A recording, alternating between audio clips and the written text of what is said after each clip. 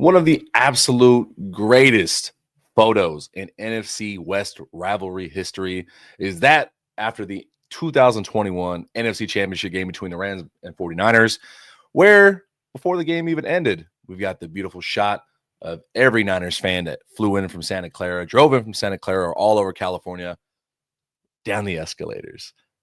Therefore, giving them the name Escalator Gang. The Escalator Gang comes into SoFi for Thursday Night Football prime time. Your Los Angeles Rams are squaring off for their first divisional game. Let's talk about it. I'm Tuna, one half of Tuna and the Sheriff, joined by my brother, my rider, my big cheese, Sheriff Joe Bags. Good morning, sir, and happy freaking game day. Yeah, man, game day. Fired up about this one, dude. Obviously, Niners week is always a little bit more, just a little bit extra on top of everything else. It's already chaotic as hell. Absolutely love this. My only complaint would be that we don't get to build up for as long. So, like, it's just a night, which also is good because it's like, just get this thing out of the way. Let's take an easy weekend, man, and just relax. But I like the buildup of Niners week and just the chaos of it. But here we are. It hit hard and it hit fast. Group chats are violent. Brotherhoods are separated. Friends are no longer friends right now. I quit my professionalism and my kind-heartedness when it comes to, let's talk about the game fairly. I quit that at 9 p.m. last night. From since then until 9 p.m. tonight, I'm a fan. I'm annoying. I'm being a dickhead because you know what? Niners fans have been letting me hear it on Twitter and Instagram, so you're gonna hear me. Yeah. And I'm sorry to tell you this, Tuna, but we are ugly. So I don't know what that. I never claimed to be handsome. You think I got my girlfriend from being handsome? I was funny. What the hell? Yeah, we can tell. Man, we got a big old football game going on this evening, man. Week 5 kicks off. October football kicks off with the Rams and the 49ers. The line going into the week was sitting closer to 5.5. Then we got some injury updates on the San Fran side. Line has now shifted. On the FanDuel Sportsbook, the one that I use myself, is 7.5 now for the Rams. I'm glad I put in when we were, a little bit closer. So I always get mine in fairly early, but 7.5, my guy. That's a big old spread for a division game, despite injuries. With injuries, because of injuries. I mean, here it is on your screen right now for you guys. If you have not seen the injury report, obviously not fun seeing that for our side. Rob Havenstein, doubtful. Tyler Higbee, doubtful. Normally, that is 99% accurate that they will be out. Yeah. We're expecting a lot of Davis Allen, Colby Parkinson. Do we maybe see some Terrence Ferguson, at least active on the roster? We don't know. In place of Big Rob is going to be Warren McClendon Jr. And I do want to point one thing out. I mentioned it on Twitter. One person was like, it's a good thing Bosa's not there because we had to rely on McClendon. And oh my God. One of the last days in training camp, Kevin Donson, unsolicited, mentioned how the rest offensive line and the total offense, it was something like anytime, any game, they have faith in Warren to step in and ball. Like, they're confident. And no one even asked him about it. He just blurted it out. I'm excited to see Warren if he's got to play out there at right tackle. I'm a fan of McClendon, man. I think he's a really good player as far as the depth piece goes as well. I mean, absolutely solid. No complaints there. To see him stepping in. Obviously, Big Rob is such an anchor of this, not just the offensive line, not just the offense, the entire team.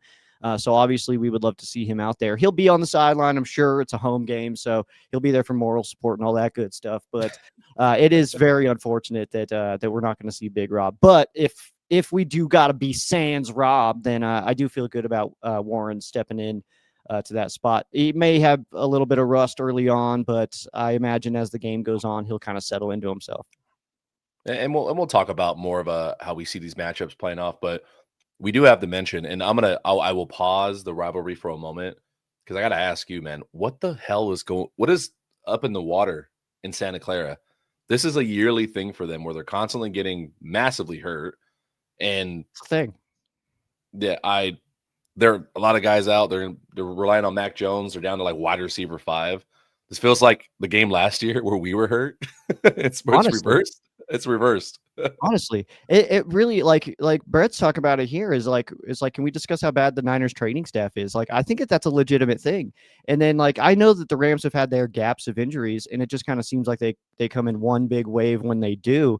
But Mhm. I mean, blatantly, the Rams training staff is like all about recovery, all about just making sure people feel good. Your hammy is a little tight. How about you sit this one out, man? We'll get you back tomorrow. You're fine.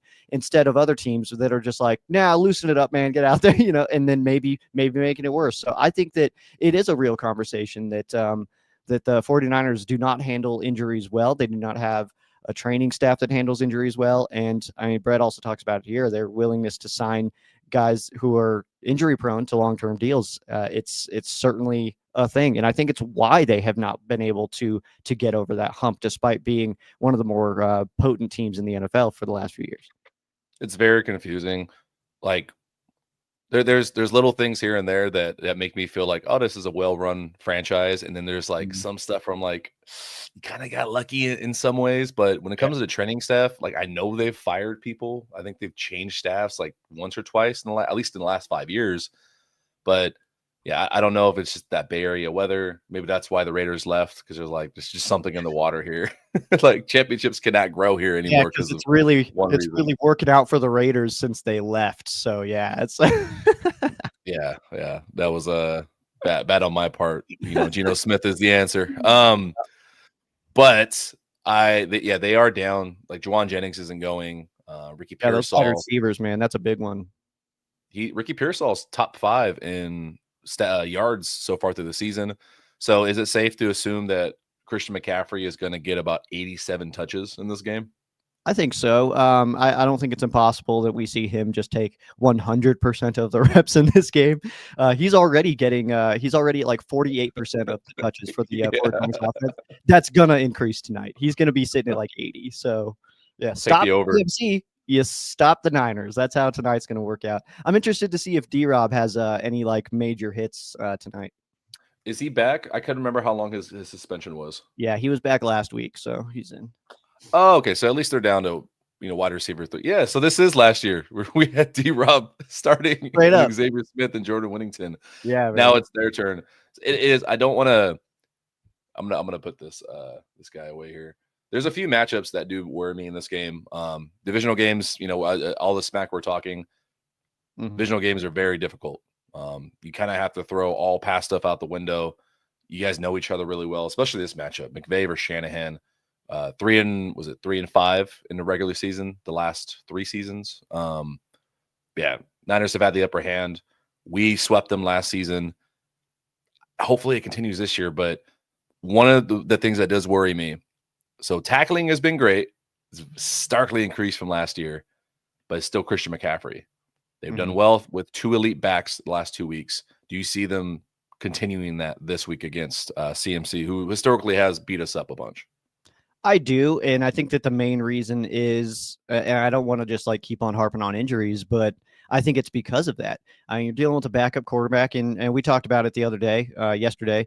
I mean, I would rather see Purdy myself, but they got Mac Jones. But being out to the 2 wide receivers, I don't think it matters who your quarterback is, man. He's got no weapons. He's got no Kittle. He's got none of his wide receivers, stuff like that. So Oh yeah, it it does it I do think that the Rams can stop CMC because it's like, who else are they going to go to? If you stop them, who else is going to be like a true legitimate threat for you? Yeah, D-Rob can pick up a first down here and there. He can score touchdowns for you, but is he going to carry you for something like a stat line like Puka last week, 13 catches for 170? I don't think so. So I think that if you stop Christian McCaffrey, which the Rams have proven they can stop, big name running backs, they've done it the last 2 weeks, then yeah, I think that, I mean, we're in position to have a really strong output by the defense. yeah. And then it's gonna be a good test. I'm excited. I'm excited. The other one that worries me, just because he is still there, like Trent Williams basically makes the left side of the line a wall. I went back and watched their Jacksonville game, the condensed game. He's so strong. Like I want to see Jared Verse try a bull rush at least a few times to Yeah. see what he can do. Yeah, totally. But and it would like Josh Hines Allen in Jacksonville. He's a very good, he's elite pass rusher. He's more on the finesse side, I think. he was getting stonewalled. There was interior defensive tackles crashing, like looping around, just getting stonewalled. But speed got around him a bunch of times. You can trick him. He's not as quick as he used to be. Who do you think, Jared Verse or Byron Young will have better success against Trent Williams? That's actually, it's so funny you're mentioning that. I was about to bring it up. It's like, yeah, but he can got around the edge too. So, and that being said, I do think that that we'll see a lot of success on that side from Byron Young as well as Josiah Stewart. Versus definitely increased his speed rush abilities this season, but his main thing is obviously still that bull rush. So I do think that we see a mix up of how we're sending these guys and where they're coming from. But I do think that Byron Young, when he's over on that left tackle, I think that we could see some really nice rush. What I wanted to see there is when we know that we're doing that, send Byron Young to seal off that edge, man, and then get like a stunt or something inside coming over that left guard. And I see, Mac Jones having a hard time with that. So that's kind of, I was thinking about that yesterday, and it was like, damn, man, that's so kind of perfect of like make Williams chase somebody out to the edge, man, and then get a stunt in here and get a, Kobe Turner, somebody running free. It's fun. I will admit, it's fun watching Trent's film. He's just so like, it looks effortless. Like whatever is supposed to be the right thing to do, pick up this guy, pass him off, pick up the combo block. He just does it, and he does it well and strong, and that's cool. Obviously, we have Jackson. He's very underrated. Byron Young, back to him, underrated. It's going to be fun to watch him in prime time get a lot more attention because he is tied for sacks, most sacks in the league right now with 5. Man, him getting 1 or 2, it's going to be a problem re-signing him. Like, it's going to be in prime time. Fans are watching. He's going to be on their radars in the offseason. He's going to get a nice bag. I'm happy for Byron, man.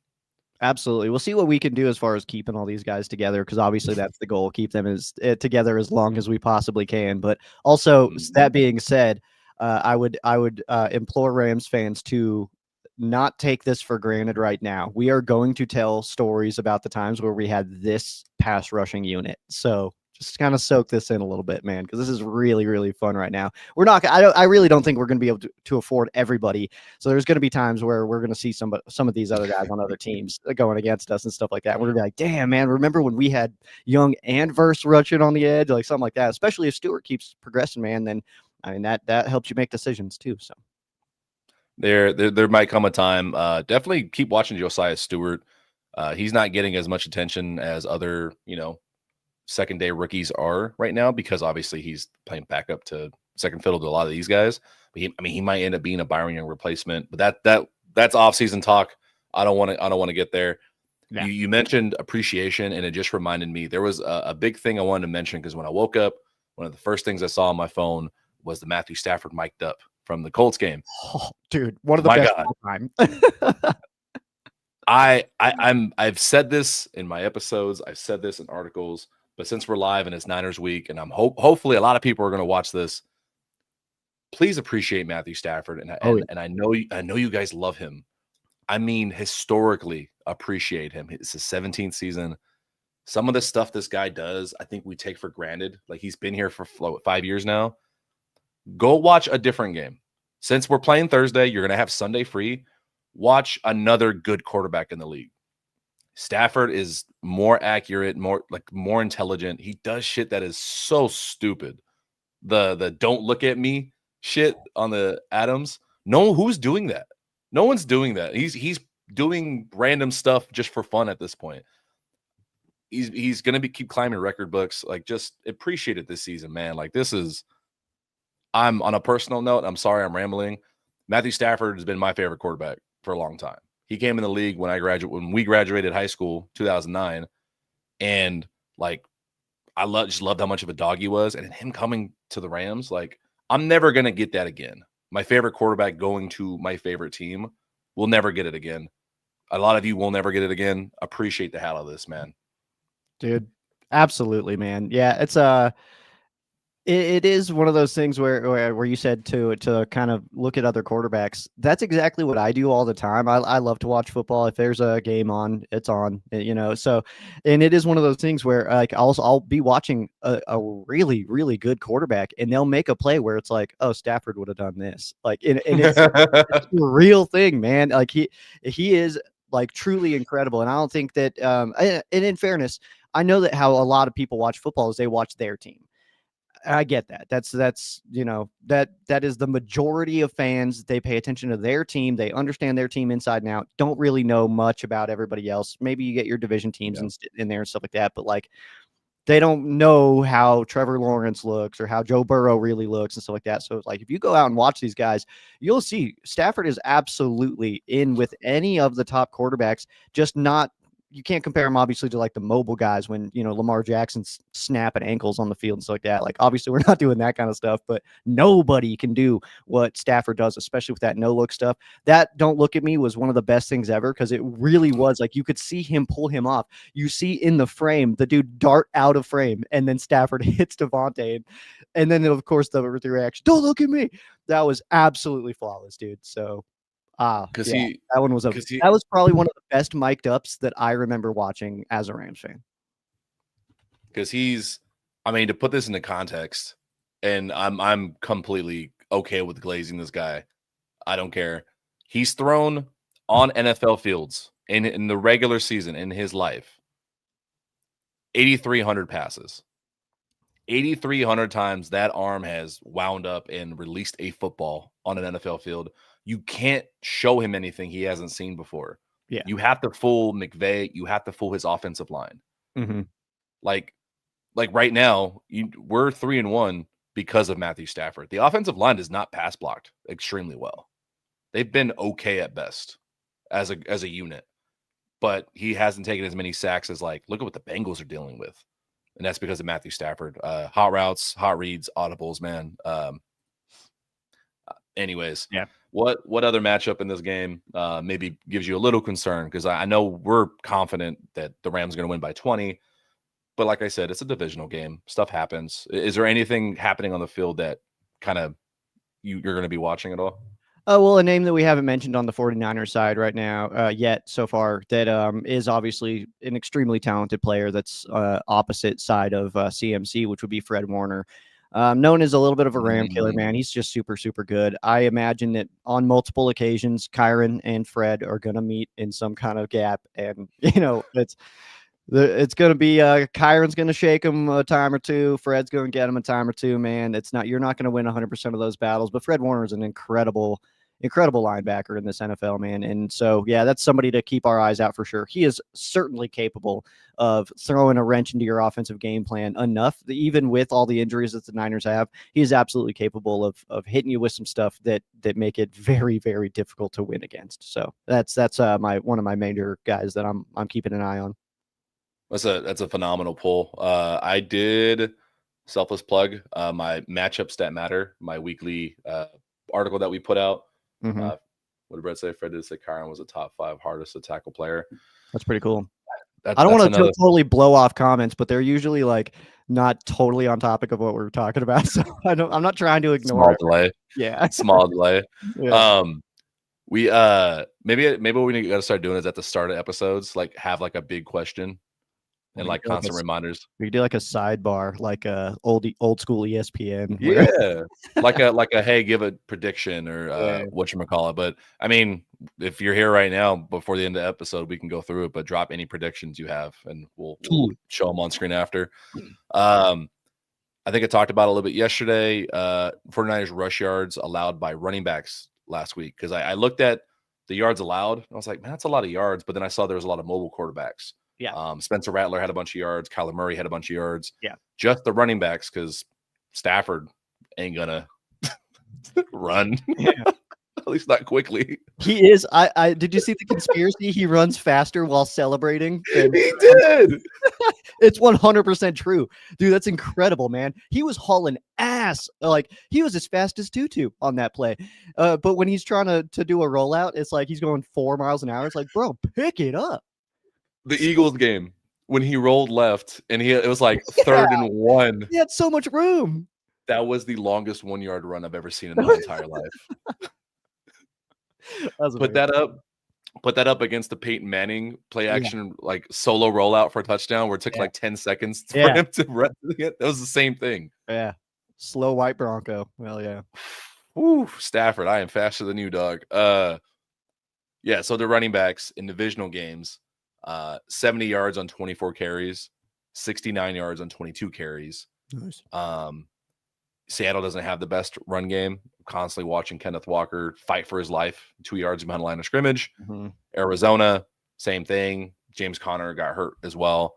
But then last week against Jacksonville, man, 144 yards and 25 carries. ETN had a long of 48 in that game. So they can get got. They're not as stout as they used to be. They are still a Robert Saleh defense. Fred Warner, like you said, he's the kind of player that can be everywhere. We're just constantly he's on Puka like on a slant, and instead of 3rd and 1, it's 3rd and 6 because he brought Puka down right away. Little things like that do worry me. They can keep the game tight. Like this is not a guaranteed win. It's a divisional game, man. So yep. We shall see. I'll say this too, man, because division game, obviously it's always a respect your opponent kind of situation, especially on this show. We're not going to just be like, no, we're going to kick the crap out of these guys and move on. That's never going to be the case. But I think it's important to note that, coming off of a home loss to the Jags, and I don't want to trash the Jags, they're a decent team. They're at least turning the right direction. But then wins. Defense. Yeah, absolutely. But then you got, Seattle, which they look decent right now, but that's also a division game. So those are kind of always up in the air. You beat the Saints, who are probably going to be picking 1 overall this year. Then you beat the Cardinals, who are meh, So I guess I'm just not very impressed yet. I haven't seen anything from the Niners where it's like, oh, watch out for them. Even in their wins, it's been like, okay, yeah, they're playing a bummer team, so they should be winning this game. And it's that's kind of how it's been so far. I kind of talked about it on Ram Showcase this week that it does feel a little bit like a faux 3-1 to me. Especially with these injuries, man, I feel like it's going to catch up to them here quick, and they could be in line for a losing streak if they can't put some stuff together. I feel part of me feels slightly different.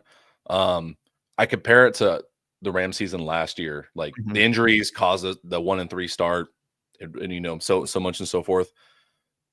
Like there were some games where it was close, where it's like, dude, if we just had that one play against the Packers, they win. Yeah, we just had this one play against Detroit. Similarly to the Niners, they've been hurt. They have not looked great in large spurts, but they somehow found ways to win and be 3-1.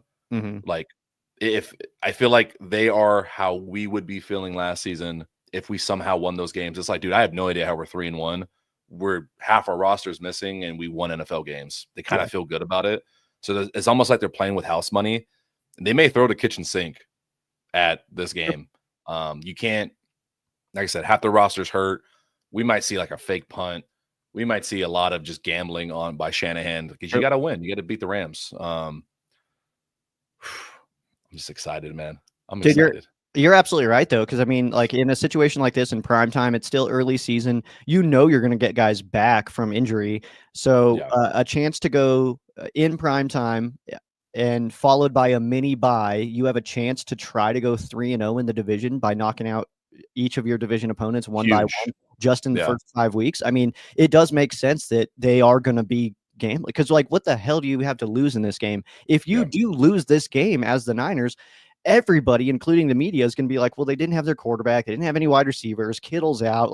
They're beat up, man. So it's like, I think everybody's expecting you to lose this game, which is why you should be worried about this game. Cause that's when it's like, well, hell, what do we have to lose, man? Let's just go for it. Just go for it, man. And against a division opponent who is a very good football team in the Rams, then, what do you have to lose? So I think you're absolutely right that we could see quite a game plan from Shanahan in this one. And that, I think, would be ultimately my concern going into this game. I just think that the Rams are so much more talented with the guys who will be on the football field tonight that I just think that the Rams are able to pull this out. I want to hear, well said, well put, by the way, sir. You're always the voice of reason for me, where you're like, I want you as my little football conscious in the back of my head. Can arrange that. So I know we got a few minutes left. Yeah. I want to hear final prediction, how this game goes, and what the final score is. Sick. All right. I think at this game, I think from the Rams perspective here, coming off of last week where we were able to put it together against the Colts, who are a very good football team, I think that this week we kind of see a little bit more of the same as far as like the ground game goes. I think we're gonna hit that. I think maybe a little bit harder this week with it being short week. Kyron, Blake, I think we're gonna see a good dose of those guys, and then the play action obviously off of that. So I think as far as defense goes, I think we're aggressive. I think we try to just shake it up, mix it up for Jones, and get him to, as soon as that ball's snapped, it's a new look now, and he's got to try to figure that out. So I think that ultimately this is a fairly low scoring game, with the Rams offensive attack being a lot of run, and then the Rams defense being a lot of, because also the way that you stop a Shanahan offense, especially in a game like this where they're so beat up, is just keep it in front of you, man. Don't let them burn you, and make a play, make the tackle. So I think that that's kind of what we see in this game. I'm going to say that we see 17-7, or 17-6 maybe for this one. Okay, I'm actually really glad you said that because I feel completely opposite. Nice. I slept on it. My original thought was it's going to be, very close, like you're saying, and like I was thinking like 17-16 type thing. Like I don't know why, I just usually these games go that way. Yeah. And then I thought about it that I don't care for their feelings, and I don't care, and I really do think it's going to be close, and they're going to obviously scrap, and then the dam's just going to break just from injuries, and you're just kind of short on bodies. And about midway through the third quarter, I think you start seeing the Rams pull away more. I do think the Rams have the capability to score in bunches late third quarter, early fourth quarter, and then run the rest of the clock out. I think we get something like a 31-16 for the Rams. I think they well cover. I think they finally get a double-digit win over the 49ers this week. Gotcha. Who do you think? I've got my answer, but I want to hear from you. Who do you think is going to be a bit of an unsung hero tonight? Somebody that kind of explodes, and maybe we aren't expecting it. I'm gonna sit here and say Omar Spates. I do think he has an important job outside of the safeties in regards to covering McCaffrey on passes out of the backfield. So Spates, and I do have a bold prediction because I just have a feeling I think Quentin Lake gets his first career interception tonight. All right. I'm feeling it, man. I'm feeling it. My unsung hero tonight, and it's based off of first of all, an incredible play in week 1 to help close the game, and then has been quiet, but was really getting after it last week, breaking through the line and at least making a quarterback run around a little bit more. Give me Braden Fisk, man. I think that he's in position to start really making more of a splash as the season goes on, man. Yeah, he's been a little bit quiet since that fumble recovery against the Texans. He's been a little bit banged up and stuff like that, but and he gets rotated quite a bit. So, but I think that the way he was looking last week against the Colts line and Quentin Nelson, some really good players, he was breaking through there and making Danny run around a little bit. I think that we see that this week. I like it. Oh, Niners, we did it. Let's go. We did this. Look at us. Check us out, dude. All right. I think that's all we got. I'm ready. I'll be watching at home. I will not be at the tailgate this week. I've had a busy last 4 weekends. I want to sit at home and watch the game on TV. Checks out, dude. Yeah, checks out. I'll be at the homies tonight. We'll be live pregame, of course, when I'm driving out. So I don't know if I'm going to come home or not. It's such a tight window to try to get home and then try to get somewhere out on a primetime game, but check us out tonight. Ram Showcase Facebook and YouTube channel. I'll be live ahead of the game for that. So I'm a game time decision. We might be live during the game. Nice. Okay. We might be. Yeah, nice. We might be. Let me know. Think about it. Okay, what are we going to list as we fade off here? We already did our favorite Rams Niners moments. Best Matthew Stafford moments. Okay. I think we've done this before, but give me I don't care. Give me Matthew Stafford running at 35 miles per hour after the 2-2 touchdown last week.